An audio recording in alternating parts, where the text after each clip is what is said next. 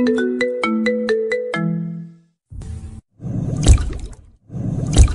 আমার হবু দুলা ভাইয়ের সাথে আমার বিয়ে হতে যাচ্ছে। শুনতে অবাক লাগলেও এটাই হচ্ছে আমার সাথে। যার সাথে আজকে বিয়ে হতে যাচ্ছে তার সাথে আজ আমার বড় বোনের বিয়ে হওয়ার কথা ছিল। আমার বড় বোনের নাম ইরা। ইরা আপু আমার আপন চাচাতো বোন। আমাদের চাচাদের মধ্যে আমি আর ইরা আপু সবার বড় এবং বিবাহযোগ্য।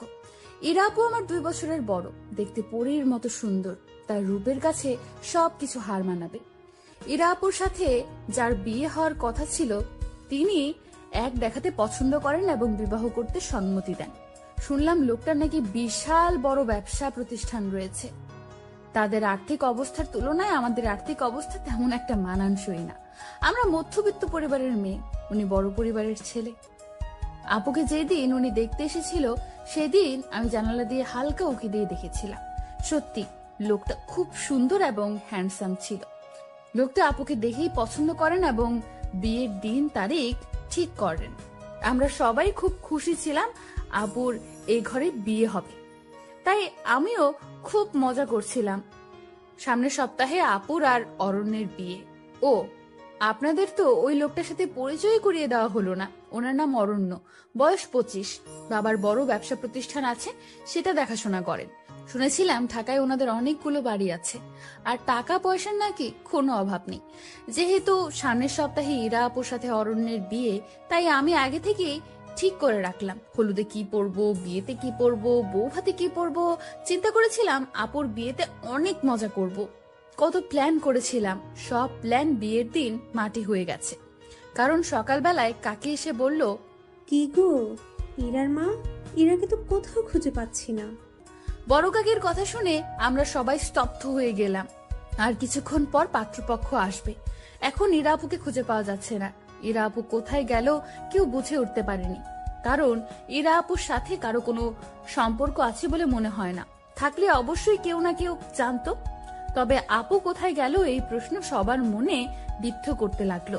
ইরা আপুকে সারা বাড়ি খোঁজা হলো, কিন্তু তার কোনো হদিশ মিলল না। সবাই ভাবছে ইরা আপুর হয়তো প্রেমিক ছিল, তার হাত ধরে পালিয়েছে। কিন্তু এই কথা জানাজানি হলে মান সম্মান আর থাকবে না। কি করব সবাই ভেবে উঠতে পারছিল না।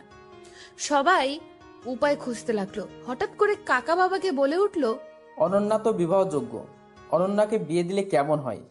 মান সম্মান বাঁচানোর এছাড়া কোনো উপায় নেই। যেহেতু পাত্র যোগ্য ছিল, আর তাছাড়া আমি যেহেতু দেখতে এতটা সুন্দর না এবং আমার মতো দেখতে খারাপ মেয়ের জন্য এর থেকে ভালো পাত্র পাওয়া অসম্ভব। তাই আমার বাবা কাকার প্রস্তাবে রাজি হয়ে গেল। বাবার এমন অন্যায় সম্মতি দেখে আমার মাথায় যেন আকাশ ভেঙে পড়লো। কারণ আমি আর ইরা আপুর রাত আর দিন। আমি দেখতে অতটা সুন্দর না, তারা মেনে নেবে বলে মনে হয় না।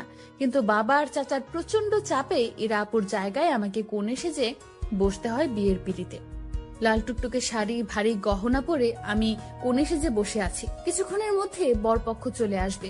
জানি না তারা এসে কি করবে, কি হবে এর পরিণতি। এসব কথা ভাবতেই নিজের ভেতরে অসহ্য যন্ত্রণা হতে লাগলো। কিছুই ভাবতে পারছিলাম না, মাথাটা ঘুরতে লাগলো। তবুও কোনো মতে নিজেকে সামলে স্থির হয়ে বসে রইলাম।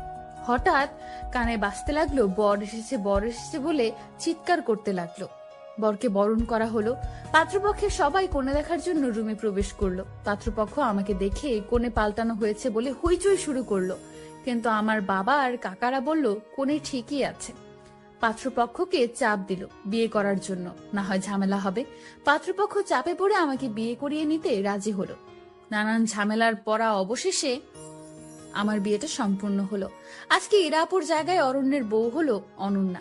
জানি না তাদের মনে আমার জন্য ক্ষোভ জন্মে আছে কিনা।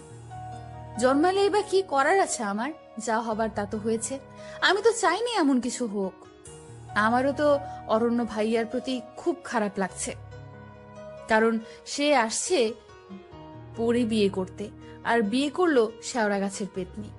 নিজের জন্যও খুব খারাপ লাগছে, কারণ আমি চাইনি আমার বিয়েটা এমন জোরপূর্বক হোক।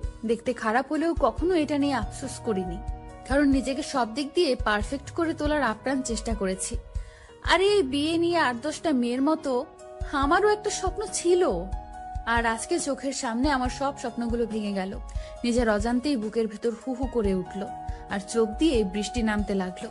আশেপাশের সবাই বলা বলি করতে লাগলো ইরা অনন্যার ভাগ্য খুলে দিয়েছে। তা না হলে অনন্যা এমন ছেলে কখনো বিয়ে করতে পারতো নাকি? এই কথাগুলো শুনে আমার মনটা আরো খারাপ হয়ে গেল।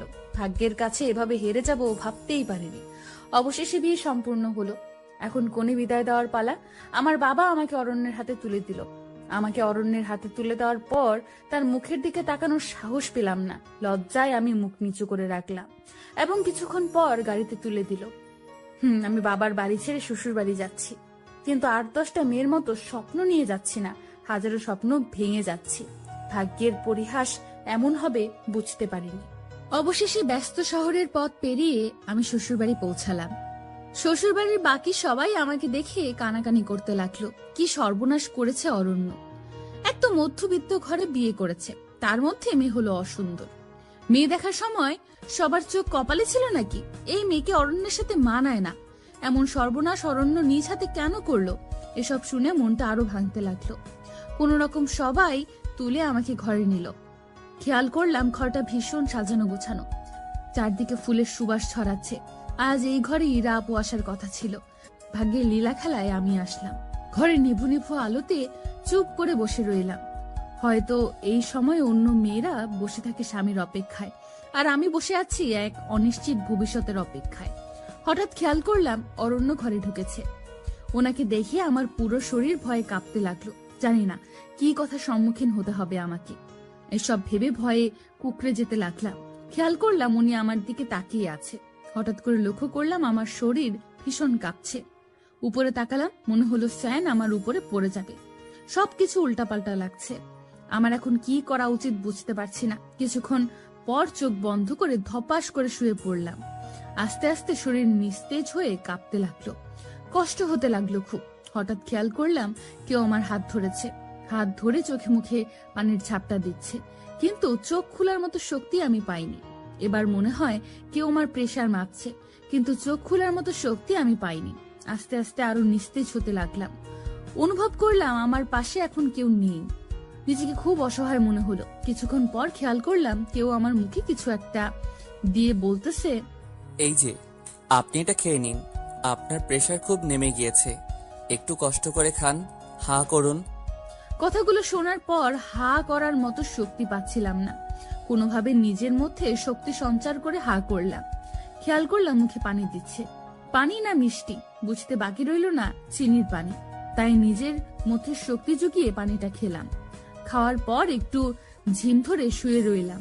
এবার শরীরে কিছুটা শক্তি পাচ্ছি, চোখটা খোলার মতো। চোখ খুলে লক্ষ্য করে দেখলাম অরণ্য আমার পাশে বসে আছে কিছু খাবার নিয়ে। একটু তাড়াহুড়ো করে বসতে নিলাম। উনি আমাকে বললেন, এত তাড়াহুড়ো করার কিছু হয়নি, আস্তে আস্তে উঠুন, আর উঠে এগুলো খেয়ে নিন।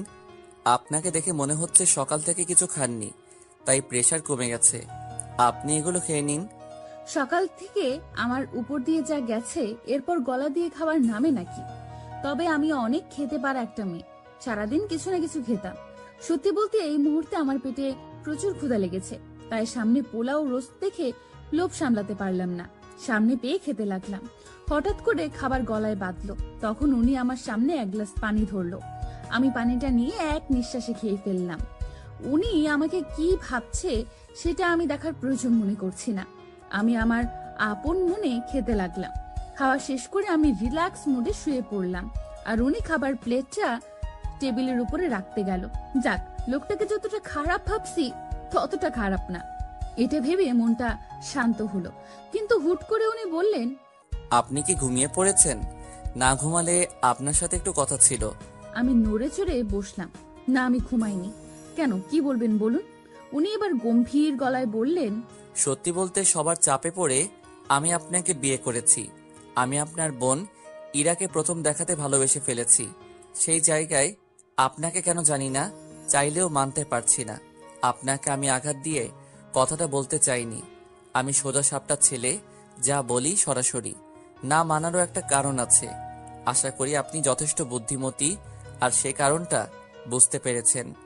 ওনার কথা শুনে কেন জানি না তেমন কোনো খারাপ লাগলো না। কারণটা আর কি হবে? কারণটা হলো আপু সুন্দর, আমি অসুন্দর। আমি তো আগেই বুঝেছিলাম। আমার বিয়েটা 8-10টা মেয়ের মতো হয়নি। তাই ওনাকে জবাব দিলাম, আপনাকে জোর করে আমাকে মানতে হবে না। আমি নিজেও চাইনি আমাকে এভাবে বিয়ে দেওয়া হোক। বিয়ের দিন ইরা আপুকে কোথাও খুঁজে পাওয়া যাচ্ছিল না, কোথায় গেল কেউ বলতে পারবে না। তাই আপুর কোনো রিলেশন ছিল নাকি না এটা কারো জানা ছিল না। এই সময় কি করবে কেউ বুঝে উঠতে পারেনি। আর ওই বাড়িতে আমি ছাড়া আর কোনো বিবাহযোগ্য মেয়ে ছিল না, তাই সবার জোরাজোরিতে আমি রাজি না হয়ে পারলাম না। আমি জানি এরা আপুর তুলনায় আমি কিছুই না, আপু সুন্দর আমি অসুন্দর, কিন্তু এটা নিয়ে আমার কোনো আফসোস হয়নি। আমি নিজেকে সব সময় পারফেক্ট ভাবে গড়ে তোলার চেষ্টা করেছি, কিন্তু ভাগ্যের কাছে এভাবে হেরে যাব বুঝতে পারিনি। আপনি চিন্তা করবেন না, আমি কখনো জোর করে কিছু করব না। সময়টা একটু পার হতে দিন, আপনি চাইলে আমি আপনাকে ডিভোর্স দিয়ে দেব। আমার কথা শুনে উনি বেশ চমকে গেলেন। উনি হয়তো আশা করেননি আমি এমন কিছু বলবো। কিছুক্ষণ স্তব্ধ থেকে উনি উত্তর দিলেন, সে যাই হোক, সময় সব বলে দিবে। আপাতত আমি আপনাকে মেনে নিতে পারবো না। আপনি এ বাড়িতে এসেছেন মেহমান হিসেবে, আপনার যেন কোনো সমস্যা না হয় সেই বিষয়টা খেয়াল রাখবো। দয়া করে আমার ভালোবাসা পাওয়ার আশা রাখবেন না, কারণ আমি আপনার বোনকে প্রথম দেখাতে ভালোবেসে ফেলেছি। আমি কিছুক্ষণ চুপ থেকে জবাব দিলাম, আপনি দয়া করে আমাকে সিরিয়ালের নায়িকা ভাববেন না। আমি আপনাকে জোর করব না, কিন্তু আপনি আপনার স্ত্রীর সামনে অন্য একটা মেয়েকে ভালোবাসি বলবেন সেটা আমি কখনো মেনে নেব না। আপাতত ডিভোর্সের আগ পর্যন্ত আমি আপনার স্ত্রী, আপনি আমার স্বামী, সুতরাং সম্পর্কটা ওইভাবেই দেখবেন। আর আমার সামনে অন্য মেয়েকে ভালোবাসি বলার আগে 10 বার ভেবে বলবেন, কারণ আমি দেখতে অসুন্দর হলেও নিজেকে কখনো ছোট করে দেখি না, এখনো দেখব না। দয়া করে আমাকে অবলা নারী ভেবে যা ইচ্ছা তা বলা যাবে না।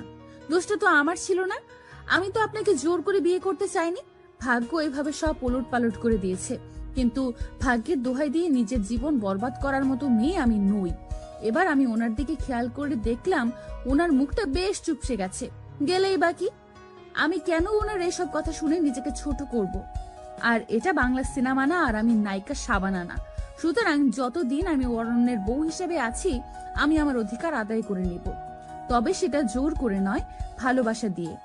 উনি আমার কথা শুনে বেশ কিছুক্ষণ চুপ থেকে জবাব দিলেন, আমার মন যা চায় আমি তাই বলবো। আপনি না করার কে? আপনাকে সেই অধিকার দেইনি আমি। নিজের অধিকারের বাইরে কথা বলবেন না। দেখে তো মনে হচ্ছে ছেলে ফাঁসানোর ব্যাপারে খুব চালু। ওনার কথা শুনে মাথায় রাগ উঠে গেল, তবুও নিজেকে শান্ত করে জবাব দিলাম, আপনাকে আমার চরিত্রের সার্টিফিকেট দিতে বলেছি? আমার ব্যাপারে মন্তব্য করার অধিকার দিয়েছি নাকি? আপনি যেমন আমাকে বলছেন আমিও আপনাকে বলবো। আর হ্যাঁ, এটাকে বলে লেভেল। আর হ্যাঁ, আপনাকে যেমন আমাকে তেমনই হতে হবে। দেখেন, আপনি কিন্তু বেশি বকবক করছেন। আপনাকে দেখে তো প্রথম ভাবলাম কথা বলতে জানেন না, এখন তো দেখছি আপনার মুখ দিয়ে কথার ফুলঝুরি ফুটেছে। আমার সাথে লাগতে আসবেন না। আমিও এবার শান্ত হয়ে জবাব দিলাম, বকবক আপনি শুরু করেছেন। দেখতে অসুন্দর বলে কি ভেবেছেন অবলা নারী? সিরিয়ালের মতো আপনাকে উপরে শুইতে দিব আর আমি নিচে শুয়ে পড়ব? তা হবে না মশাই, আমার পাশে এসে ঘুমান। আপনি তো বেশ ডেঞ্জারাস মেয়ে, আপনার পাশে আমি ঘুমাবো কেন? আমি ব্রুটা বেশ কুচকে বললাম, তাহলে কোথায় ঘুমাবেন? জবাবে উনি বললেন, পাশের রুমে ঘুমাবো। আমি হাসি দিয়ে বললাম, তা হবে না মশাই, আপনি এখানেই ঘুমাবেন। উনি আমার কথা শুনে বেশ অবাক হলেন মনে হয়। কিছুক্ষণ চুপ থেকে রাগ রাগ ভাব নিয়ে আমাকে বলল, আপনি কিন্তু বেশি বাড়াবাড়ি করছেন। সে যাই করি, আমি ঘুমালাম, তবে রুম ছেড়ে ঘুমানো যাবে না। রুম ছেড়ে ঘুমালে আমি কিন্তু আপনার সাথে চলে আসব। উনি বেশ চমকিত পুলকিত হয়ে আমাকে বলল, আপনি তো বেশ নাছর বান্দা। ওকে, রুম ছেড়ে যাব না, আমি নিচে ঘুমাচ্ছি। এবার আমায় একটু রেহাই দিন। আমি মুচকি হেসে জবাব দিলাম, ওকে ভূত মশাই। উনি ভ্রুটা কুচকে বলল, ভূত মশাইটা কে আবার? আমি হাসতে হাসতে বললাম, কেন আপনি? উনি অবাক হয়ে বলল, এর মধ্যেই আপনি আমার নাম ঠিক করে ফেলেছেন? হ্যাঁ করেছি। উনি বিরক্ত হয়ে জবাব দিলেন, আপনি সত্যি পাগল একটা মেয়ে, সেটা কি আপনি জানেন? আমি হেসে তাকে জবাব দিলাম, সেটা নতুন করে বলার কিছু নেই। আমি একটু নাছর বান্দা, সবাই জানে। আপনি ঘুমান। আর হ্যাঁ, ধন্যবাদ এত কিছু খাওয়াবার জন্য। সবগুলো খাবার আমার প্রিয় ছিল, শুধু চিনির পানি ছাড়া। উনি কিছুটা চুপ হয়ে বলল, দোহাই লাগে, এবার চুপ হন, আমাকে ঘুমাতে দিন। আমি হাত দিয়ে মুখ চেপে ইশারা দিলাম ঘুমান। এরপর উনি ঘুমিয়ে পড়লেন। আপনারা হয়তো আমার এরকম আচরণ দেখে অবাক হচ্ছেন। আমি এরকম কেন করলাম। সত্যি বলতে আমি ছোটবেলা থেকে এমন নাছরবান্দা আর পাগলাতে। পাগলামির ভাবগুলো এত বড় হওয়ার পরেও যায়নি, তাই পাগলামির সুযোগ পেলেই করে ফেলি। এই যে অরণ্যের সাথে সবেমাত্র শুরু করেছি, এরপর যে কত কি হবে তা আস্তে আস্তে জানতে পারবেন। যাই হোক, সেদিনের মতো ঘুমিয়ে পড়লাম। পরদিন সকালে উঠে আমি খেয়াল করলাম উনি নাক ডেকে ঘুমাচ্ছে। এমন ভাবে নাক ডাকছে মনে হয় ভূমিকম্প হচ্ছে। আমি কি করব বুঝতে না পেরে এক গ্লাস পানি নিয়ে ওনার নাক বরাবর ঢেলে দিলাম। ভূতমশাই খপ করে উঠে বসে বলতে শুরু করলো, কি হলো? আপনি এভাবে গায়ে পানি দিলেন কেন? মাথার সব ছিঁড়ে গেছে নাকি আপনার? আমি এবার হাসতে হাসতে বললাম, মাথা আমার ঠিক আছে। এমন ভাবে নাক ডাকছেন মনে হয় 7 মাত্রায় ভূমিকম্প হচ্ছে। লক্ষ্য করলাম উনি বেশ রেগে আছে আমার কথা শুনে। কিছুক্ষণ দম ধরে বসে থেকে আমাকে বললেন, দেখেন, এসব মজা আমার একদম পছন্দ না, আর এমন করবেন না। কালকের থেকে একের পর এক করে আমাকে জ্বালাচ্ছেন। শেষমেশ আমি এ কোন পাগলের পাল্লায় পড়লাম? আল্লাহ, আমায় রেহাই দাও। আমি ব্রুটা কুচকে বললাম, হয়েছে হয়েছে, এত কষ্ট পেতে হবে না। আমি এখনো আপনাকে কিছুই করিনি, এতে হতাশ হওয়ার মতো কিছু হয়নি। এখন আমাকে সবার সাথে পরিচয় করিয়ে দিন। আমি তো বাসার কাউকে চিনি না। ভূত মশাই রাগী গলায় বললেন, কারো সাথে পরিচয় হওয়ার দরকার নেই। বাসায় অনেক মেহমান, আপনার বাইরে যাওয়ার দরকার নেই। ঘরে বসে থাকুন। উনি আরো কিছু বলতে যাবে, ঠিক সেই সময় কে যেন দরজায় নক করলো আর বলল, অরণ্য, দরজাটা খোল, বউ নিয়ে নিচে আয়, সবাই বউ দেখার জন্য অপেক্ষা করতেছে। উনি আমার সাথে কোনো কথা না বাড়িয়ে ওই মহিলাকে জবাব দিলেন, ফ্রেশ হয়ে আসতেছি, তুমি যাও। আচ্ছা, গেলাম আমি। উনি উঠতে যাবে, ঠিক তখনই আমি ওনাকে বললাম, আচ্ছা আপনার বাসায় কে কে আছে বলুন না আমায়। এবার উনি রেগে গিয়ে বললেন, আপনার এত কিছু জানতে হবে না। অতিথি হয়ে আসছেন, সময় মতো চলে যাবেন। বাসায় কে আছে এটা জেনে আপনার কি হবে?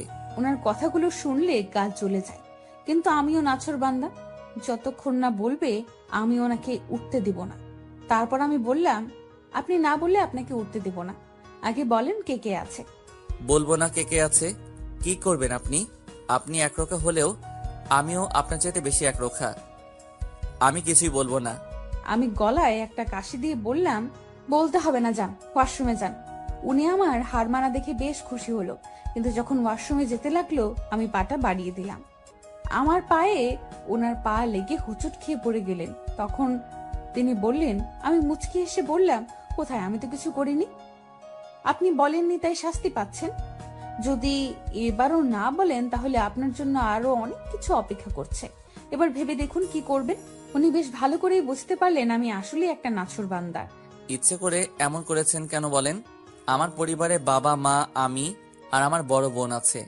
বাবা বিদেশে থাকে সব সময়, আর মা দেশে থাকে, প্রায় সময় অসুস্থ থাকেন। আর বড় বোন স্বামী নিয়ে লন্ডন থাকেন। একটু আগে যে মেয়েটা ডেকে গেলেন উনি আমার বড় বোন। আর আমার বাবা আমার বিয়েতে আসেনি, উনি সবসময় ব্যস্ত থাকেন। আচ্ছা তাহলে আপনার বাসায় রান্না করেন কে? উনি রাগ হয়ে বললেন। এটাও কি আপনার জানতে হবে? আমি এবার ভাব মাখা মুখ নিয়ে বললাম, হ্যাঁ ভূতমশাই। উনি মুখটা বাঁকিয়ে উত্তর দিলেন, বাবুর্চি রান্না করে। এবার আমাকে ওয়াশরুমে যেতে দিন। আপনিও রেডি হন, বাসার সবাই নিচে অপেক্ষা করছে। পারলে একটু ভালো করে সেরে যাবেন, না হয় মান সম্মান আর থাকবে না। বিয়ে তো করেছেন ফাঁসিয়ে, সেটা তো আর কেউ বুঝবে না। সুতরাং একটু গুছিয়ে যাবেন নিচে, পরে সময় আর সুযোগ মতো আলাদা হয়ে যাব আমরা।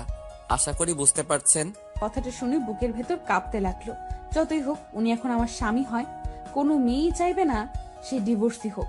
খারাপ লাগলেও নিজেকে বেশ সামলে ভূতমশাইকে জবাব দিলাম, আমি ওই ময়দা মেখে নিচে যেতে পারবো না। আমি যেমন ওই রকমই যাব। কে কি বললো তাতে আমার যায় আসে না। ময়দা মেখে নিজের সৌন্দর্য বাড়ানোর কোনো ইচ্ছা নেই আমার। আশা করি বুঝতে পারছেন। উনি এতক্ষণে বেশ ভালোই বুঝতে পারছেন যে আমি খুব নাছরবান্দা। তাই উনি শুধু বললেন, আপনার যা ইচ্ছে করুন, যেভাবে ইচ্ছে ওইভাবেই নিচে যান, আমার তাতে কিচ্ছু যায় আসে না। কথাগুলো বলে ওয়াশরুমে ঢুকে গেলেন। এর মধ্যেই আমি খেয়াল করলাম সারা ঘর অগোছালো হয়ে আছে, তাই ঘরটা গোছানো শুরু করলাম। আলমারি থেকে ওনার কাপড় বের করে বিছানায় সাজিয়ে রাখলাম, যাতে করে ওয়াশরুম থেকে এসেই হাতের নাগালে উনি সব পেয়ে যায়। ওনার ঘড়ি, ওয়ালেট সব একত্রে এক জায়গায় রাখলাম। আমিও একটা শাড়ি পরে নিলাম।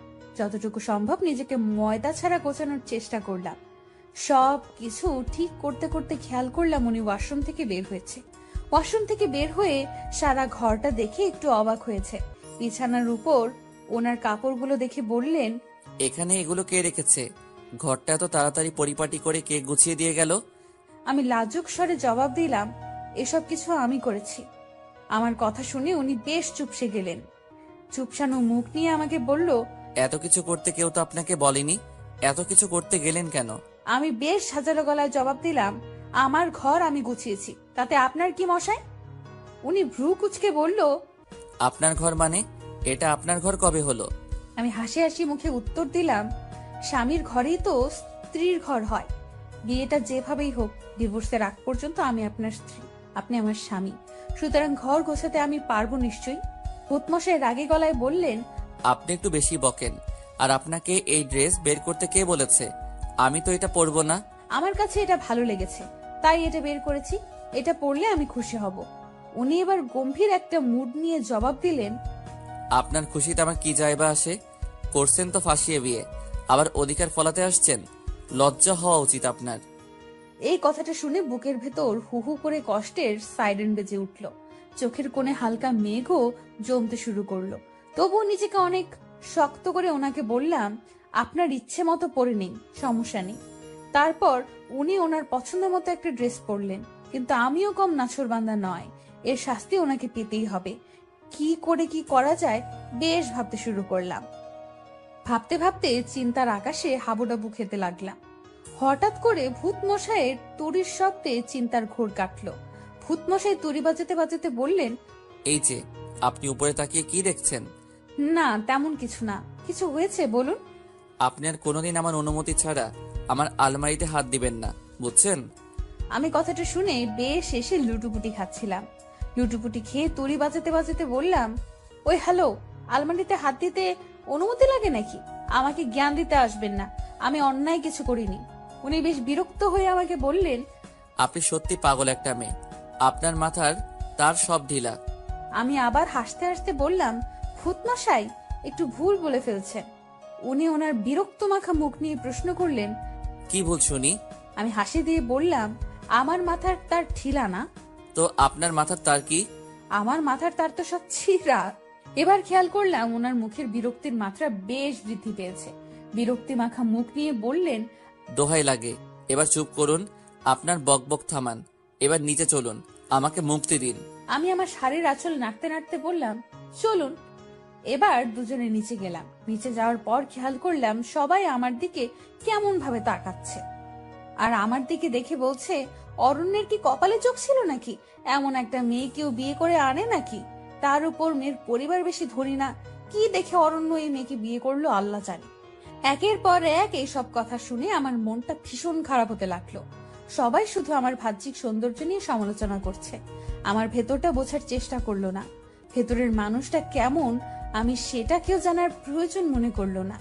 হুট করে খেয়াল করলাম আমার শাশুড়ি মা এসেছে। সবাই শাশুড়ি মাকে দেখে চুপ হয়ে গেল।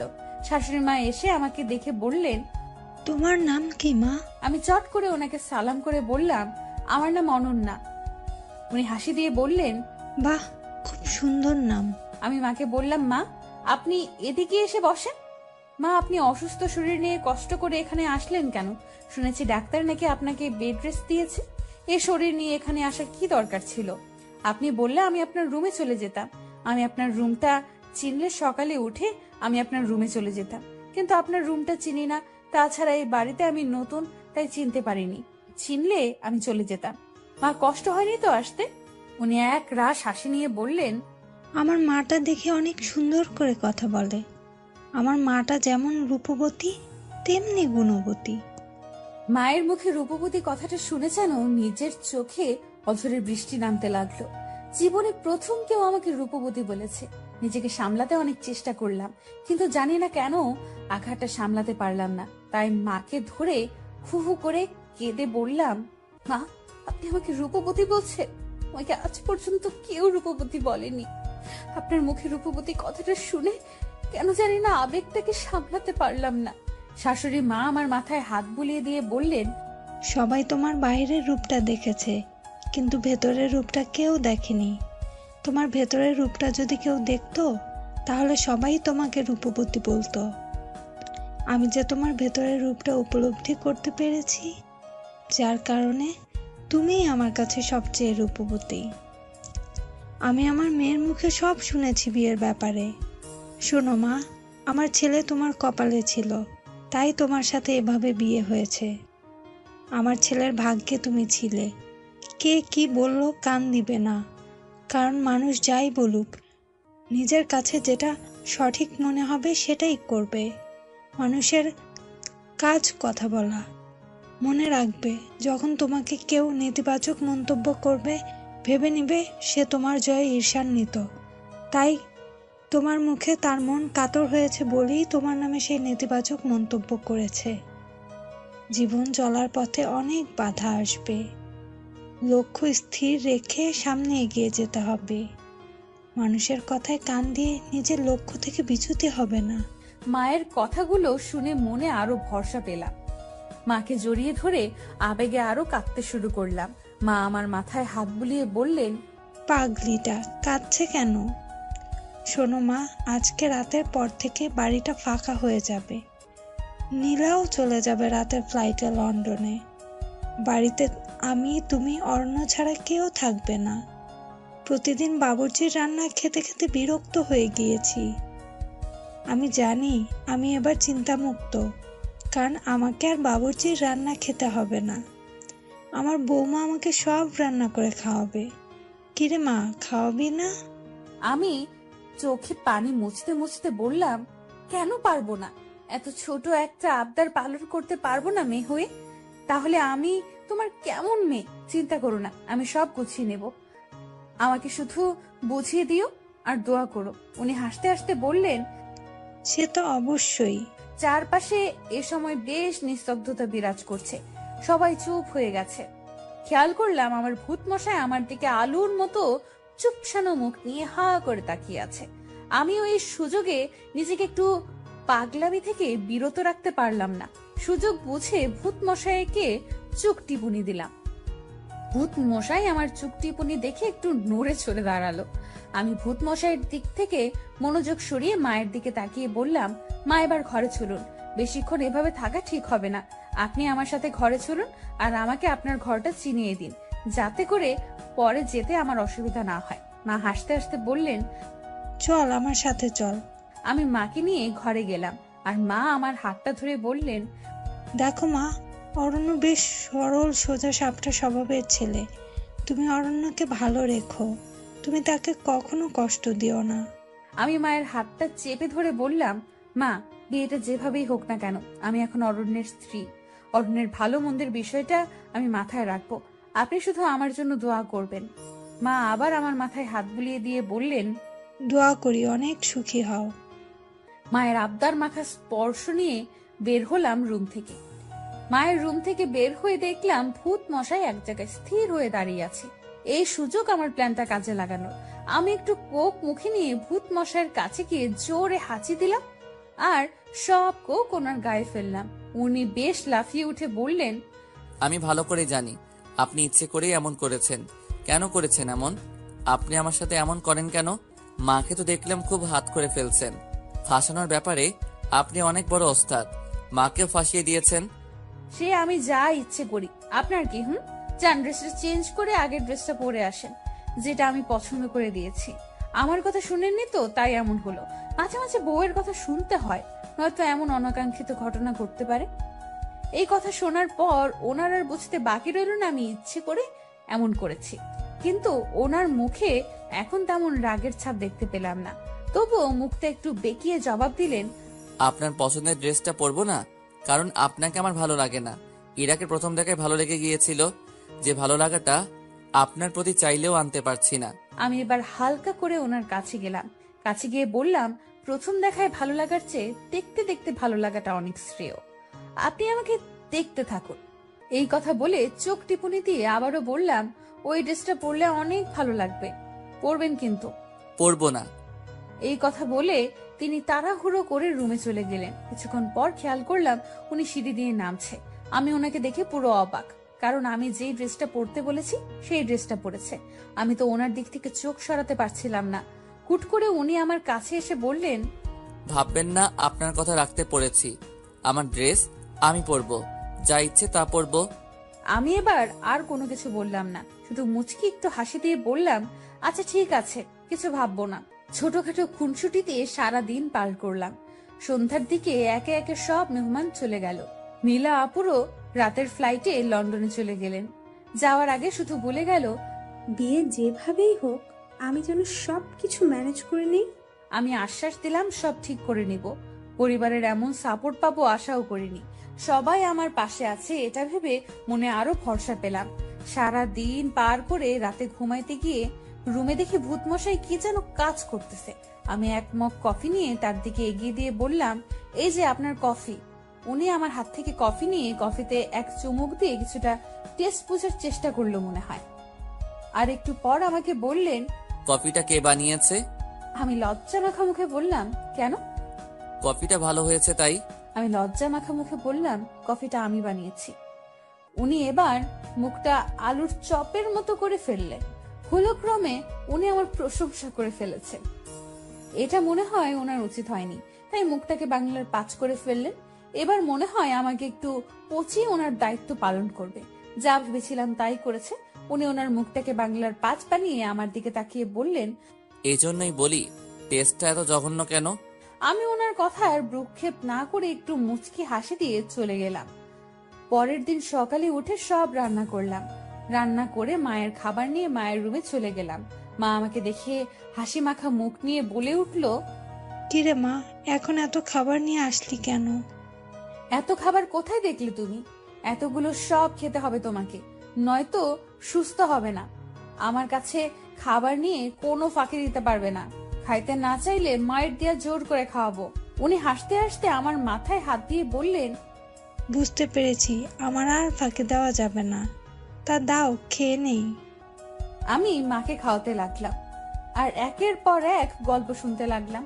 মনে হয় উনি অনেক দিন পর মন খুলে কথা বলছে। ঠিক এ সময় অরণ্য এসে বলল, মায়ের রুমে আপনি এখন কি করছেন? মায়ের জন্য খাবার নিয়ে এসেছিলাম। আচ্ছা, আপনি এখন যান, মায়ের সাথে আমার একটু কথা আছে। ঠিক তখনই পাশ থেকে মা বললেন, অনন্যা তো পর কেউ না, অনন্যার সামনে বল কি বলবি। না মা, আমি একা কথা বলতে চাই।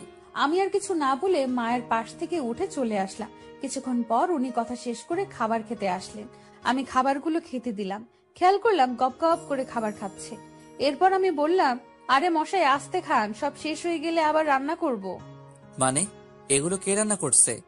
লাজুক মুখে জবাব দিলাম, এগুলো সব আমি রান্না করেছি। এই জন্যই বলি এত জঘন্য কেন। কথাটা বলে উনি খেতে লাগলেন। আমি তখন বললাম, জঘন্য খাবার এভাবে খাচ্ছেন, ভালো খাবার হলে কিভাবে খেতেন? আমার কথাটা কানে তুললেন না মনে হয়, খেয়ে যাচ্ছে। এবার ওনাকে বললাম, এই যে শুনছেন, হ্যাঁ, কি বলবেন বলুন। আমি একটু বাইরে যেতে চাই, কিছু জিনিস কিনতে হবে, রান্নার জন্য কিছু সবজি লাগবে। আমি গেলে মন মতো কিনে আনতে পারতাম। আপনি গেলে যান, কিন্তু কি দিয়ে যাবেন? একটা গাড়ি আমি নিয়ে যাব। আরেকটা গাড়ি থাকলেও ড্রাইভার নেই। ড্রাইভারের স্ত্রী অসুস্থ, তাই ছুটি নিয়ে বাড়ি গিয়েছে। আপনি কিভাবে যাবেন? আমি মুচকি হেসে বললাম, সেই গাড়ির চাবিটা দিয়ে যান, আমি একাই যেতে পারবো। উনি অবাক হয়ে বললেন, একা চলে যেতে পারবেন মানে? গাড়ি কে চালাবে? কেন আমি চালাবো? আমার এই কথা শুনে এবার উনি বেশ চমকে উঠলেন। আমার মুখ থেকে উনি এমন কথা আশা করেননি হয়তো। তারপর আমাকে জিজ্ঞেস করলেন, আপনি গাড়ি চালাতে পারেন? আমি হাসতে হাসতে বললাম, হ্যাঁ পারি। অসুন্দর বলে নিজেকে কখনো ছোট ভাবিনি। সবকিছু শেখার চেষ্টা করেছি, নিজেকে পারফেক্ট ভাবে গড়ে তোলার চেষ্টা করেছি। আমার কথা শুনে উনি কিছুক্ষণ আমার দিকে তাকিয়ে রইলেন এবং বললেন, আচ্ছা, আমি চাবি দিয়ে যাব। তারপর উনি আমাকে চাবি দিয়ে চলে গেলেন। আস্তে আস্তে দিন কাটতে লাগলো। অরণ্যের সাথে খুনসুটিগুলো বাড়তে লাগলো। খেয়াল করলাম অরণ্য অনেক পরিবর্তন হতে লাগলো। এর মধ্যে হুট করে একদিন অরণ্য অফিস থেকে এসে আমাকে বলতে লাগলো, আপনি একটু তাড়াতাড়ি রেডি হন, আপনাকে নিয়ে এক জায়গায় যাব। অরণ্যের এমন কথা শুনে আমার মনটা খুশিতে নাচতে শুরু করলো। কিন্তু অরণ্য আমাকে নিয়ে কোথায় যাবে জানার জন্য মনটা ছটফট করতে লাগলো। তাই নিজের আবেগ আর সামলাতে পারলাম না। অরণ্যকে জিজ্ঞেস করলাম, আপনি আমাকে কোথায় নিয়ে যাবেন? অরণ্য বেশ রাগ রাগ গলায় বলল, আপনাকে রেডি হতে বলেছি, আপনি রেডি হন। এত কিছু জানতে হবে না, একটু বকবক বেশি করেন, এত বকা ভালো না। যান, রেডি হয়ে আসুন। আমি মুখটা কাচুমাচু করে যেতে লাগলাম। উনি পেছন থেকে ডেকে বললেন, শুনেন। আমি হাসি দিয়ে পেছন ফিরে বললাম, হ্যাঁ বলেন। আমি জানতাম। কোথায় যাব আপনি বলবেন? উনি আরেকটু গম্ভীর গলায় জবাব দিলেন, আপনার মাথায় আসলেই গোবর। আমি বলার আগে বকবক করে যাচ্ছেন। আমি কোথায় যাব সেটা বলার জন্য ডাকিনি। আমি মন খারাপ করে ওনার দিকে তাকিয়ে বললাম, তাহলে কেন ডেকেছেন? আমি ডেকেছি এজন্য আজকে একটা শাড়ি পরবেন। হঠাৎ শাড়ি পরবো কেন? আমি বলেছি তাই পরবেন। আপনি বললে পরতে হবে। বলছি তো পরবো না। উনি রেগে গিয়ে বললেন, আপনাকে পরতেই হবে। বলছি তো পরবো না। আপনার যা ইচ্ছা তাই করেন। এ কথা বলে উনি চলে গেল। আমার তো ওনাকে রাগাতে পেরে খুব ভালো লাগতেছে। এখন কি করব? শাড়ি পরবো নাকি কিছুই মাথায় আসছে না। আজকে ভূতমশাই আমাকে কোথাও নিয়ে যাবে। কেন জানি না, ভূতমশাই এই কয়েকদিনে অনেকটা পাল্টে গেছে। এখন আর আমাকে আগের মতো কষ্ট দিয়ে কথা বলে না। তাই এই পাল্টানো দেখে আমি খুব খুশি। যাই হোক, আলমারি খুলে শাড়ি দেখতে লাগলাম কোনটা পরবো। এত শাড়ির মধ্যে কোন শাড়িটা পরলে ভূতমশাই খুশি হবে। দেখতে দেখতে আলমারির সব শাড়ি খাটের উপর রাখলাম। ভূতমশাই আমার কাছে এসে বলল, আপনি এখন রেডি হননি? খাটের উপর শাড়ির মেলা বসিয়েছেন, এত শাড়ি খাটের উপর রাখছেন কেন? আমি তোতলাতে তোতলাতে জবাব দিলাম, না না না, মানে না। কি না মানে মানে করছেন? স্পষ্ট করে বলেন কি হয়েছে। এমনিতে তো কথা একটাও মাটিতে পড়ে না, এখন এভাবে তোতলাচ্ছেন কেন? ঠিক করে বলেন কি হয়েছে। আমি মুখটা একটু অসহায় ভাবে নিয়ে বললাম, না মানে। আবার না মানে শুরু করেছেন। সত্যি বলতে আমি কোন শাড়িটা পরবো ঠিক বুঝতে পারছি না। আপনি যদি একটু ঠিক করে দিতেন ভালো হতো, আমার রেডি হতে সুবিধা হবে। উনি মুচকি হেসে আমাকে বললেন, একটু ওইদিকে যান। সামান্য শাড়িটা ঠিক করতে পারছেন না? কোনটা পরবেন সবকিছু তো বলার আগে করেন। আজ এমন কি হলো, শাড়ি পছন্দ করতে পারছেন না? না মানে। থাক, আপনাকে আর না মানে না মানে করতে হবে না, দেখতে দিন শাড়িগুলো। আমি একটু সরে পাশে গিয়ে বসলাম।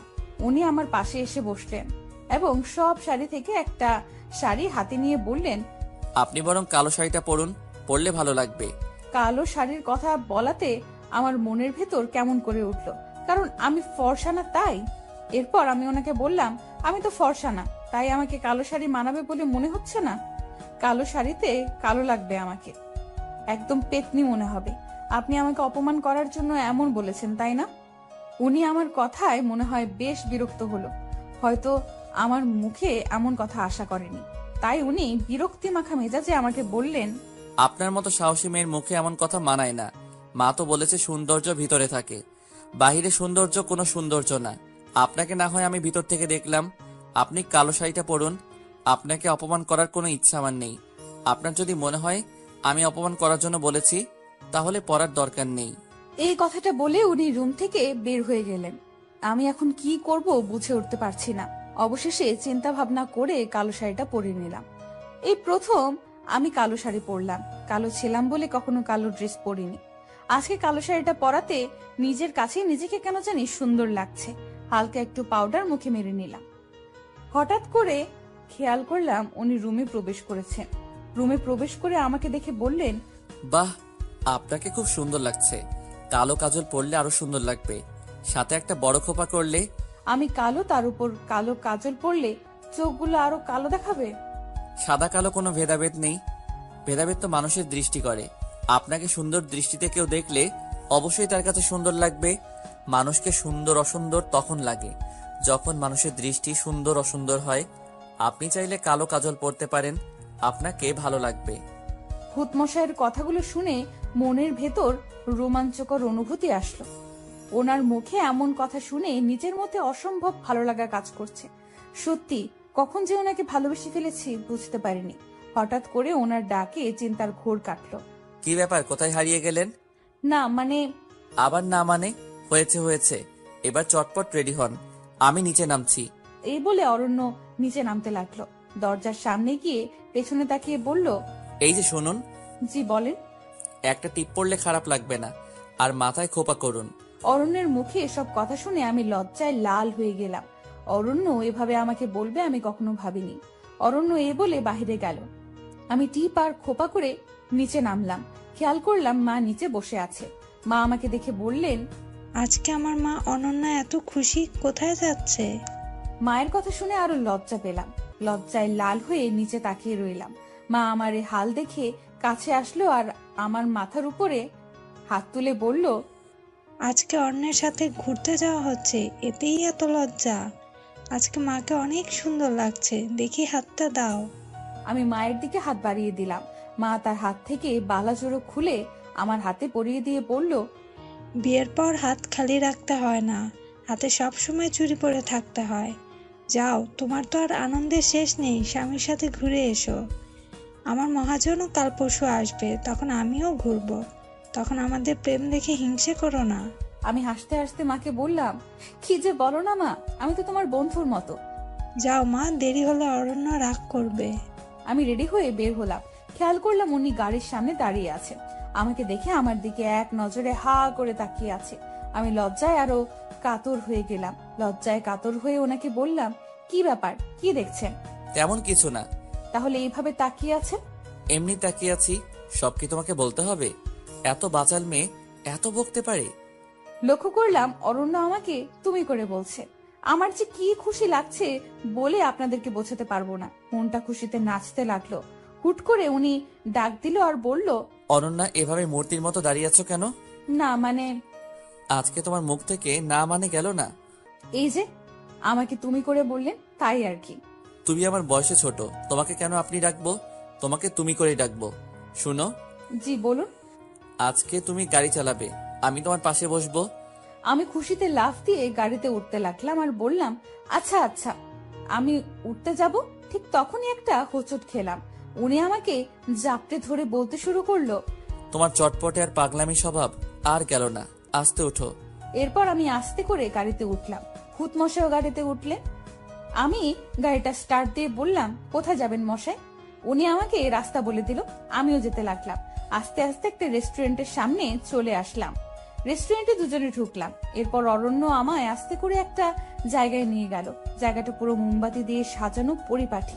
দেখেই কেমন যেন আনন্দ লাগছে। একটা কেক আনলো। তারপর আমাকে বলল, কেকটা কাটো তুমি। হঠাৎ করে কেক কাটবো কেন? কারণ আজ তোমার জন্মদিন, সেটা তো ভুলে বসে আছো। ওহো, আজকে 21শে ফেব্রুয়ারি। সত্যি তো আমার জন্মদিন। আমার জন্মদিন আপনি জানলেন কি করে? মা বলেছে। আমি খুশিতে আত্মহারা যে ভূত মশাই এমন একটা সারপ্রাইজ দিয়েছে। হঠাৎ করে ভূত মশাই একটা রিং বের করে আমাকে পরাতে নিল। ঠিক তখনই একজন মেয়ে ওয়েটার এসে ডাক দিল। আমরা ওয়েটারের দিকে তাকিয়ে চমকে গেলাম। ওয়েটারও আমাদের দিকে তাকিয়ে চমকে গেল আর মুখ লুকাতে লাগলো। কারণ এই হলো ইরা আপু। কিন্তু ইরা আপু এখানে কি করছে? ইরা আপু আমাকে আর অরণ্যকে দেখে চলে যেতে নিল। আমি ইরা আপুর হাতটা ধরে বললাম, তুই এতদিন কোথায় ছিলি? হুট করে কোথায় চলে গেলি? কিন্তু ইরা আপু কোনো জবাব দিল না। আমি একের পর এক প্রশ্ন করতে লাগলাম। হঠাৎ করে ইরা আপু আমাকে একটা কষিয়ে চট দিয়ে বলে উঠলো, আমার কাছ থেকে সব ছিনিয়ে নিয়ে এখন মজা করা হচ্ছে? লজ্জা করে না তোর? আমার জীবনের এই অবস্থা করে আমার অরণ্যকে আমার কাছ থেকে কেড়ে নিয়ে নিজের করেছিস, আর এখন নাটক করছিস। আমি কোথায় ছিলাম? তোকে নাটকের সেরা পুরস্কার দেওয়া দরকার। অনেক নাটক শিখে গিয়েছিস। নাটক করে আমার জীবনের 12টা বাজে অরণ্যের গলায় ঝুলে পড়েছিস। তুই ভালো করেই জানতিস তোর যে চেহারা, তোকে অরণ্যের মতো কেউই বিয়ে করবে না। তাই এত বড় নাটক করছিস। লজ্জা লাগে না এখন আমাকে এসব জিজ্ঞেস করতে? আমাকে খুব হিংসা করতে, তাই না? হিংসা কাতর হয়ে এমন করেছিস। নিজের বোনের সাথে এমন করতে লজ্জা লাগে না? আমি ইরা আপুর কথা কিছুতেই বুঝতে পারলাম না। ইরা আপু কি বলে মাথায় কিছুই ঢুকছে না। ইরা আপু এসব দোষারোপ আমাকে করছে কেন? আমি তো এমন কিছু করিনি। আমি ইরা আপুকে বললাম, আপু কি হয়েছে, এমন বলছিস কেন? আমি তো কিছুই বুঝতে পারছি না। আমি তোর কথার মানে বুঝতে পারছি না।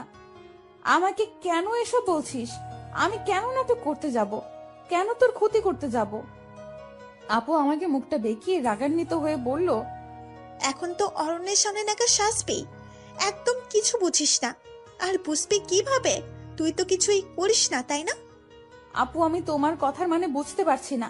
সত্যি আমি কিছু করিনি। তুই কেন এমন করছিস? আমি সত্যি কথাগুলোর মানে বুঝতে পারছি না। পাশ থেকে অরণ্য বলে উঠল, এরা তুমি আমাকে বলো কি হয়েছে? আর অনন্যাকে এমন কথা বলছো কেন? অনন্যা কি করেছে আমাকে একটু খুলে বলো। ইরা অরণ্যের দিকে অসহায়ের মতো তাকিয়ে গম্ভীর গলায় বলল, অনন্যাকে জিজ্ঞেস করুন, সে না হয় আপনাকে উত্তর দিয়ে দেবে। আমার থেকে ভালো সে বলতে পারবে, কারণ নাটকের ডিরেক্টর তো অনন্যা ছিল, আমি তো ছিলাম ভুক্তভোগী। অরণ্য আমার দিকে তাকালো। অরণ্যের মুখে এবার আমার প্রতি সন্দেহের ছাপ লক্ষ্য করা যাচ্ছে। বুঝা যাচ্ছে সে আমাকে অনেক সন্দেহ করতেছে। সন্দেহ মাখা মুখ নিয়ে বললেন, অনন্যা, কি করেছো তুমি? ইরা এসব কি বলছে? সত্যিটা বলো, কি হয়েছে? আমার কাছে সব খুলে বলো, নাটক করবে না একদম। আপনি বিশ্বাস করেন আমি কিছু করিনি। ইরা আপু কেন এমন বলতেছে সেটাও বুঝতেছি না। এমন কেন বলতেছিস তুই? খেয়াল করলাম ইরা আপু খুব কান্না করতেছে। কেন এভাবে কান্না করছে সেটাও বুঝতেছি না। অরণ্য ইরা আপুকে সান্ত্বনা দিয়ে বলল, ইরা, তুমি বলো কি হয়েছে? আর কি বলবো বলুন, আমার তো সবকিছু শেষ হয়ে গিয়েছে এই কাল নাগিনীর জন্য। এখন আর বললেও সব ঠিক হবে না। আমি চাই না আপনাদের মধ্যে কোনো ঝামেলা হোক, আপনারা চলে যান। ইরা, তোমাকে বলতে বলেছি, বলো অনন্যা কি করেছে? খেয়াল করলাম ইরা আপু কাঁদতে কাঁদতে অরণ্যকে বলল, আপনার কি বিশ্বাস হয় আমি বিয়ের দিন বয়ফ্রেন্ড নিয়ে পালিয়েছি? অরণ্য শান্ত স্বরে জবাব দিল, সে তো আমি বিশ্বাস করিনি, কারণ তুমি তো বিয়ের আগে আমার সাথে ফোনে অনেক কথা বলতে। কিন্তু হঠাৎ কি এমন হলো? কোথায় গিয়েছিলে তুমি? খেয়াল করলাম ইরা আপু এবার বেশ কাঁদছে। কাঁদতে কাঁদতে ইরা আপু যা বলল সেটা শুনে আমার হার্টবিট বেড়ে গেল। মনে হয় এখানে দম বন্ধ হয়ে যাবে। এসব কেন বলতেছে কিছুই বুঝতে পারলাম না। আমার বুকটা ছিঁড়ে যাচ্ছে কথাগুলো শুনে। কারণ আপু বলল, আমি কোথায় গিয়েছিলাম সেটা কি আপনি জানতে চান? হ্যাঁ, জানতে চাই। তখনই ইরা আপু বলল, সেদিন আমি ঘরে বসে সাজতে লাগলাম, হঠাৎ করে অনন্যার মোবাইল থেকে মেসেজ আসলো, আপু একটু লুকিয়ে বাহিরে আয়, অরণ্য ভাই আসছে তোমার সাথে দেখা করতে, তোমাকে সারপ্রাইজ দিতে। আমিও সরল মনে বের হলাম। আমার ভুল ছিল, আমি আপনাকে কল দেইনি। বের হয়ে দেখলাম বাইরে কেউই নেই, আশেপাশে ফাঁকা। অনন্যাকে কল দিলাম, সেও ফোন তুলছে না। হুট করে অনন্যার মোবাইল থেকে মেসেজ আসলো, একটু বাগানের দিকে আয়। অরণ্য সেখানেই দাঁড়িয়ে আছে। আমিও বাগানের দিকে গেলাম, কিন্তু কাউকে কোথাও দেখলাম না। আমি সামনের দিকে একটু এগোলাম, তারপর এই বলে ইরা আপু আবারও কাঁদতে লাগলো। অরণ্য তখন ইরা আপুর হাতটা ধরে বললেন, বলো তারপর কি হলো, কান্না থামাও। ইরা আপু কান্না থামিয়ে বলল, তারপর লক্ষ্য করলাম কয়েকটা লোক আমাকে ঝাপটে ধরলো, আমার মুখ চেপে ধরলো। আমি চোখেও কিছু দেখতে পেলাম না। কখন যে জ্ঞান হারিয়ে ফেললাম টেরই পেলাম না। জ্ঞান ফেরার পর লক্ষ্য করলাম আমি রনকদের বাসায়। অরণ্য বেশ অবাক হয়ে জিজ্ঞেস করলেন, রনকটা কে? ইরা আপু বলল, রনক হলো অনন্যার বেস্ট ফ্রেন্ড। যদিও রনক অনন্যা 2 বছরের বড়, তবুও তাদের ভালো ফ্রেন্ডশিপ ছিল। রনক আমাকে অনেক পছন্দ করত। অনন্যাকে বেশ কয়েকবার বলেছিল সে, কিন্তু আমি রাজি হইনি। আর সে সুযোগ অনন্যা নিয়েছে। আমার বিয়ের দিনে আমাকে গায়েব করে দিয়েছে আর ফাঁসি আপনাকে বিয়ে করেছে। অনন্যা আমার সাথে এমন করবে আমি ভাবতেও পারিনি। রনককে দেখে আমি চমকে গিয়ে জিজ্ঞেস করলাম, তুমি আমাকে এখানে নিয়ে এসেছো কেন? আমি তোমাকে ভালোবাসি ইরা। আমি চাই তুমি আমার হও। দেখো, অনন্যাও চাই তুমি আমার হও। তাই তো অনন্যা আমাকে সাহায্য করেছে। ইরা রনকের মুখে অরণ্যের নামটা শুনে অবাক হয়ে গেল। অবাক হয়ে রনককে জিজ্ঞেস করলো, অনন্যা তোমাকে সাহায্য করেছে আমাকে তুলে আনতে? আমি বিশ্বাস করি না। হ্যাঁ, আমি সত্যি বলছি। বিশ্বাস অবিশ্বাস তোমার ব্যাপার। আমি তোমাকে বিয়ে করতে চাই, আর সন্ধ্যায় বিয়ে করব। আমি সবকিছু ঠিক করে রেখেছি। এই কথাগুলো বলে ইরা আপু আবার কাঁদতে লাগলো। অরণ্য ইরার হাতটা আরো ভালো করে ধরে বললেন, এরপর তুমি ওখান থেকে কিভাবে এসেছো? এরপর আমি কোনো রকম রনকের চোখ ফাঁকি দিয়ে বের হলাম। এরপর বাড়ি থেকে দেখি আপনার সাথে অনন্যার বিয়ে হয়ে গেছে, আর সবাই ভেবে নিয়েছে আমি পালিয়ে গিয়েছি। সেদিন আমার মুখটা দেখানোর মতো ইচ্ছা আর ছিল না, তাই বাড়িতে আর যাইনি। সরাসরি ফ্রেন্ডের বাসায় চলে যাই। সেখান থেকে একটা কাজ জোগাড় করি, আর এখানে একটা বাসা ভাড়া করে থাকা শুরু করলাম। তুমি একবার আমাকে বলতে পারতে ইরা। কি বলবো আপনাকে, কোন মুখে বলতাম আপনাকে? ততক্ষণে সব শেষ হয়ে গিয়েছিল। অনন্যার সাথে আপনার বিয়ে হয়ে গিয়েছিল। আমার তো এখানে বলার কিছুই ছিল না। অনন্যা আমার সাথে যা করেছে আমি তো তা করতে পারি না, কারণ অনন্যা আমাকে বোন না ভাবলো, আমি তাকে বোন ভাবি। আমি ইরা আপুর কথা শুনে চিৎকার করে কেঁদে বলতে লাগলাম, আমি এসব কিছুই করিনি। অরণ্য আমার গালে কষিয়ে একটা চর দিয়ে বলল, তুমি এতটা নীচ আমি ভাবতে পারিনি। সামান্য টাকার জন্য নিজের বোনের সাথে এমন করতে পারলে? লজ্জা করলো না তোমার এমন করতে? আর এখন সবকিছু অস্বীকার করছো? আমি অরণ্যকে হাত জোর করে বললাম, সত্যি আমি কিছু করিনি। বিশ্বাস করে না আমাকে। ইরা আপু, কেন আমার নামে এমন মিথ্যা কথা বলছিস?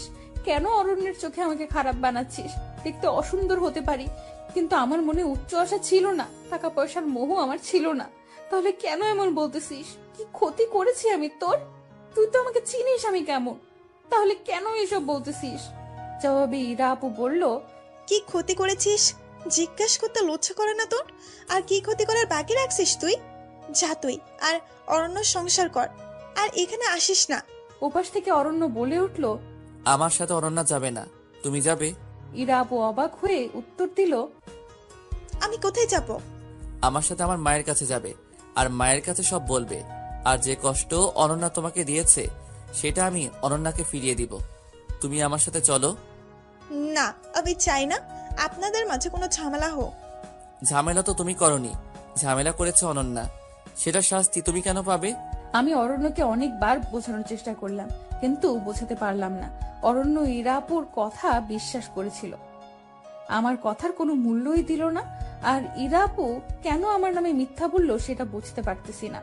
অরণ্যকে বোঝানোর হাজারো চেষ্টা করেও ব্যর্থ হয়েছি।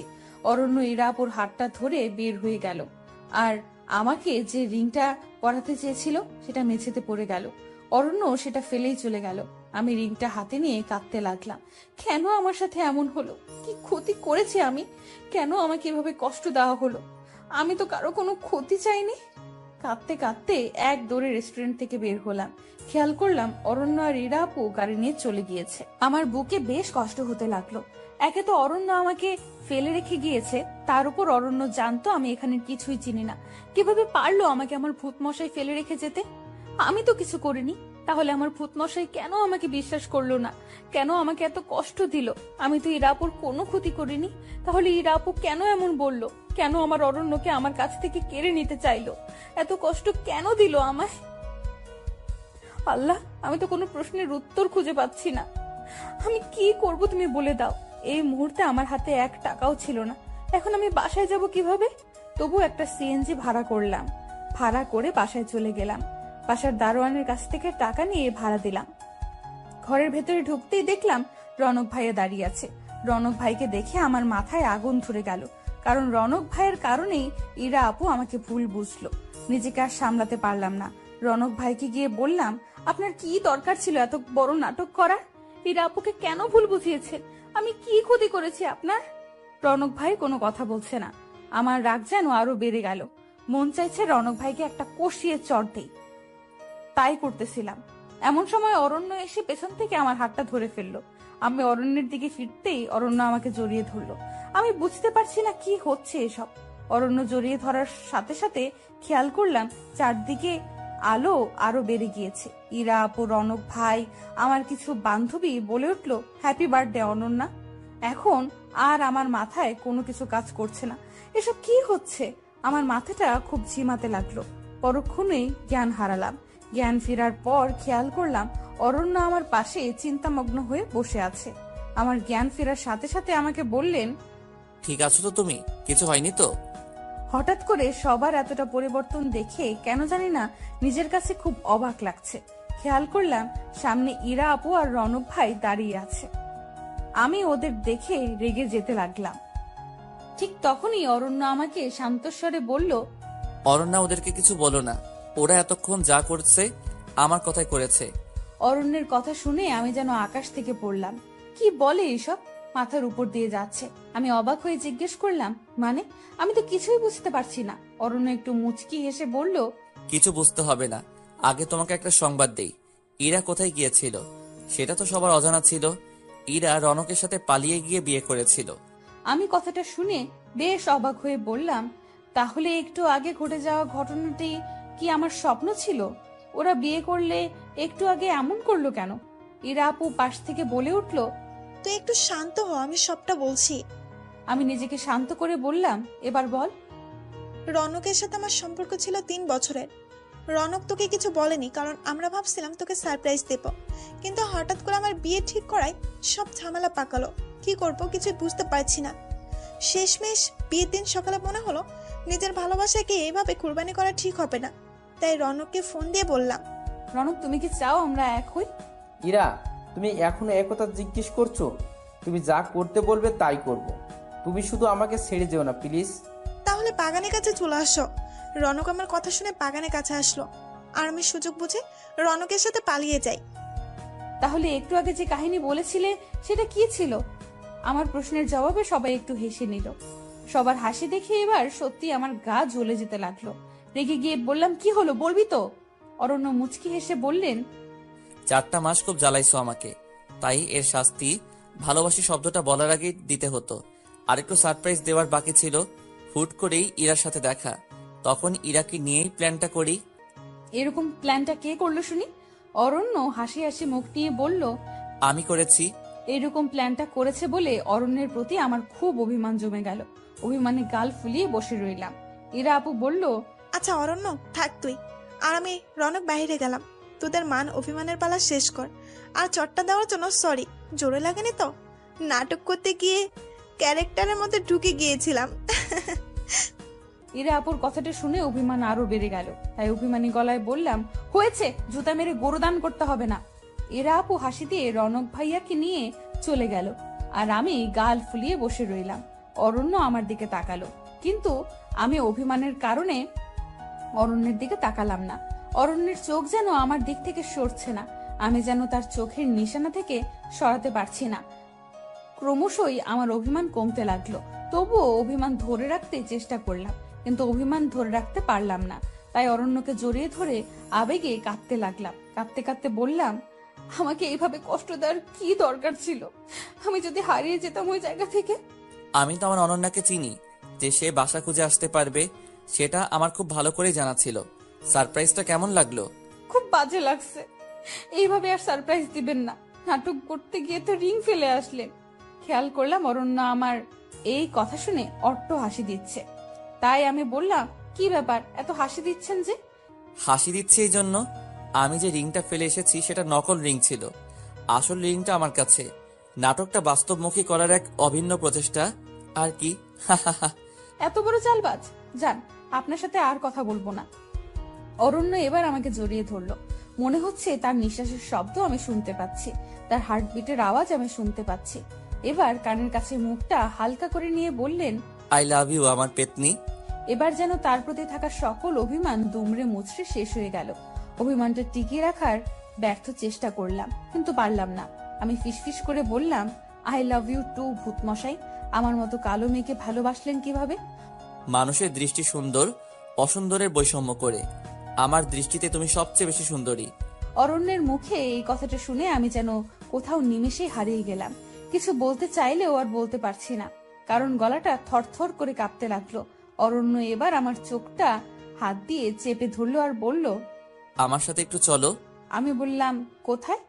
আগে চলো তারপর বলি। এত নাচরবান্দা মেয়েরে বাবা, এত বকবক করতে পারে? হয়েছে, আর বকবক করব না, এবার নিয়ে যান। চোখটা চেপে ধরে আস্তে আস্তে আমাকে কোথাও নিয়ে যাচ্ছে, কিছুই বুঝতে পারছি না।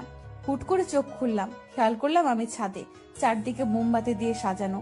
ইরা আপু আর রনক ভাইয়া বাজি ফুটাতে লাগলো। পাশে মা দাঁড়িয়ে আছে, ওনার পাশে একজন ভদ্রলোক দাঁড়িয়ে আছে। আমার বুঝতে বাকি রইল না উনি আমার শ্বশুর মশাই। আমি দৌড়ে গিয়ে ওনাদের সালাম করলাম। ইরা আপু ও রনক ভাইয়া একটা কেক আমার সামনে আনলো আর বলল, ভূত আর পেতনি দুইজন কেকটা কাটেন। আর অরণ্য ভাইয়া, আপনি অনন্যাকে রিং পরিয়ে দিন। আর অনন্য, তোর হাতের নকল রিংটা ফেলে দে। এত বোকা কবে হয়েছিস? সামান্য নাটক বুঝতে পারলি না? তুই তো বেশ নাছর পান্দা আর বুদ্ধিমতী ছিলি। আমি লজ্জায় লাল হয়ে গেলাম আর বিড়বিড় করে বললাম, প্রেমে পড়লে যে মানুষ বলদ হয় সেটা আমাকে দিয়ে প্রমাণ হলো। অরণ্য ধাক্কা দিয়ে বলল, কি বিড়বিড় করা হচ্ছে? না কিছু না। একটু ওইদিকে তাকাও, তোমার জন্য সারপ্রাইজ আছে। কি সারপ্রাইজ? ওইদিকে তাকিয়ে দেখো। আমি ওইদিকে তাকিয়ে দেখি বাবা, মা, চাচা, চাচি সবাই এসেছে। আমি খুশিতে আত্মহারা হয়ে গেলাম। বিয়ের পর এসব ঝামেলার কারণে আমার শ্বশুর বাড়িতে কেউ আসেনি। এইভাবে সারপ্রাইজ পাবো বুঝতে পারিনি। আমি তো খুশিতে স্থির হয়ে গেছিলাম, নড়তেও পারছি না। অরণ্য আমাকে ধাক্কা দিয়ে বললেন, এবার কেকটা কাটো আর আপনি শব্দটা ইতি টানো। আপনি শব্দটা ইতি টানবো মানে? মানে তুমি আমাকে তুমি করে বলবে। আমার তো লজ্জা লাগবে। হয়েছে হয়েছে, আর লজ্জা পেতে হবে না। কেকটা কাটো, সবাই অপেক্ষা করছে। এরপর কেকটা কাটলাম। কেকটা কাটার সাথে সাথে চারদিকে বাজি ফুটতে শুরু করলো, কয়েকটা ফানুস আকাশে উঠতে লাগলো। কি যে এক অনুভূতি বলে বোঝাতে পারবো না। মনের ভেতর এমন লাগছে যেন ঝড়ো হাওয়া করে শরীর শীতল হাওয়া বইছে। সত্যি বুঝতেই পারিনি আমার ভূতমশাই আমাকে এতটা ভালোবাসে। কেকটা কাটলাম, ভূতমশাই আমার হাতে রিং পরিয়ে দিল। আমি লজ্জায় এক দৌড়ে রুমে চলে আসলাম। অরণ্য আমার পেছন পেছন রুমে আসলো। অরণ্যকে বললাম, আপনার তো। অরণ্য আমার মুখটা চেপে ধরে বলল, আপনি না, তুমি বলো। আমি লজ্জা মাখা মুখে বললাম, তোমার তো আমাকে ভালো লাগে না। ইরা আপুকে প্রথম দেখাতে ভালো লেগেছিল, হুট করে আমাকে ভালো লাগলো কিভাবে? উত্তরে অরণ্য বলল, কারণ প্রথম দেখে ভালো লাগার চেয়ে দেখতে দেখতে ভালো লাগা অনেক শ্রেয়। আমি বললাম, আমার কথা আমাকে ফিরিয়ে দেওয়া হচ্ছে? সত্যি কথা বললে ফিরিয়ে দেওয়া হয় না, বরং সত্যতার প্রমাণ হয়। সেই দিনের পর থেকে অরণ্য আর আমার জীবনটা পুরোপুরি পাল্টে গেল।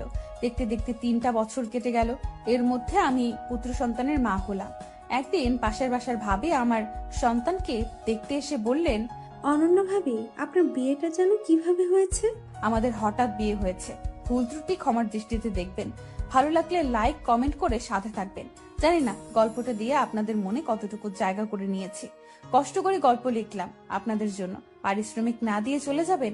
পারিশ্রমিক হিসেবে আপনাদের দোয়া ও ভালোবাসা চাই, এবং আপনার লাইক, কমেন্ট ও মতামত চাই। কার কাছে কেমন লেগেছে আশা করি কমেন্ট করে জানাবেন।